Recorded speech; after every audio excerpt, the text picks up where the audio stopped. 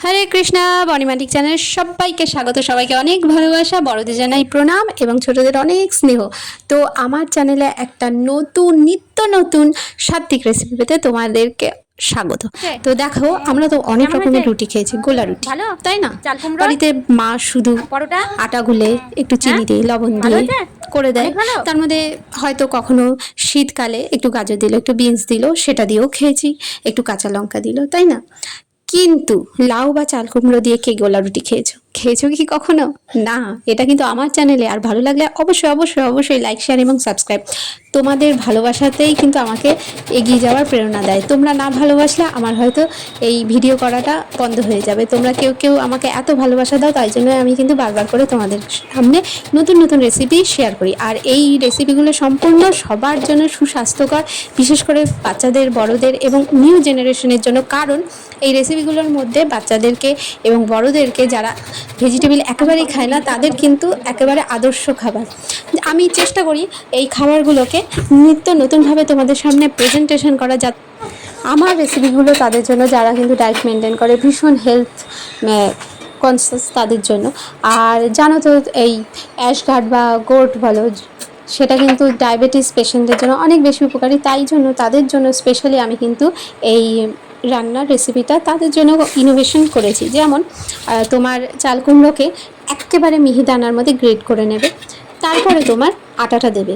আটাটা ততক্ষণ পর্যন্ত দেবে যতক্ষণ ওটা থিকনেসটা খুব বেশি হার্ড করবে না, আবার একদম ঝোলঝোলা করবে না, এক্সট্রা করে জল একেবারে ইউজ করবে না। এটা অ্যাশগার্ড জুসের দিয়েই তোমার আটাটা মাখা হয়ে যাবে, সেটাই বরং আমাদের হেলথের জন্য অনেক ভালো। আর বেশিক্ষণ মাখার মানে হাই ফ্লেমে এই গোলা রুটিটা একেবারেই করবে না, একদম লো ফ্লেমে। আর অয়েল তো মানে নামমাত্র 1-2 ফোঁটা দিলে জাস্ট ব্রাশ করে নেবে কড়াইতে, ঠিক আছে? সেটাতেই হবে। তুমি কি ভাবছো উল্টাবে না? একেবারেই না, তাই নয়, খুব ভালো সুন্দর উল্টে যাচ্ছে। শুধু তোমাকে দেখতে হবে তাওয়াটা যাতে খুব ভালোভাবে গরম হয়।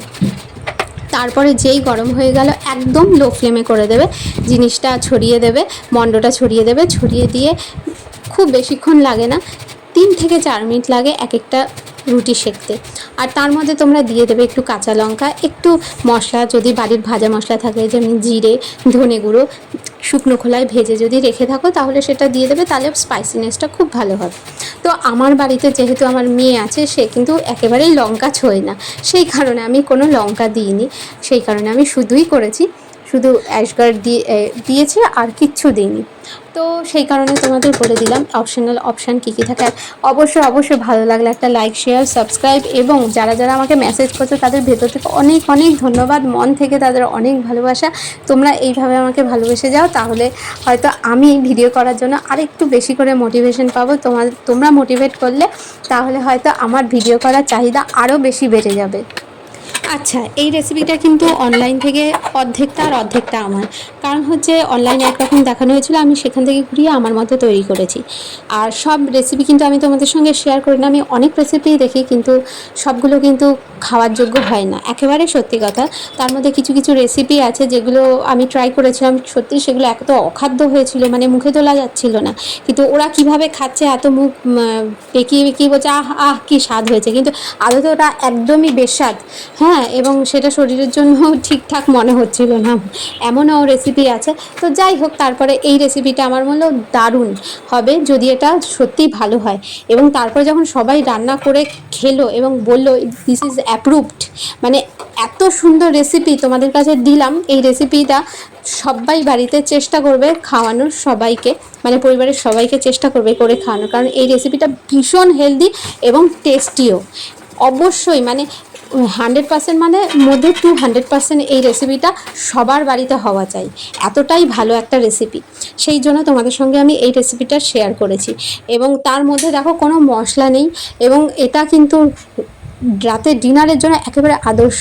ভেজিটেবল হচ্ছে, তার সঙ্গে মিল আছে, রুটি, একদম পারফেক্ট। এবং ভবিষ্যতে আমি চেষ্টা করব তোমাদের সঙ্গে এটা মিলেট দিয়ে করে খাওয়ানো।